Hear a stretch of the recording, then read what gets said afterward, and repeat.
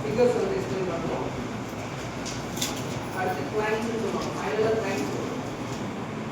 கிளைண்ட்னா நீங்கள் பேட்டர்ன் யாருமே காப்பி பண்ணக்கூடாது, இந்த வீட்டில் யாருமே டெஸ்ட் பண்ணக்கூடாது அப்படின்னா அந்த கிளைண்ட்டில் வந்து மென்ஷன் பண்ணியிருக்கோம். நான் வந்து மென்ஷன் பண்ணியிருக்கேன் என்னோட ஸ்டூடெண்ட்ஸ் ஸ்டாஃப்னு சொல்லுவாங்க. இந்த ஸ்டாஃபை வச்சு அவங்க பயோடிகிரேடபிள் மெட்டீரியல்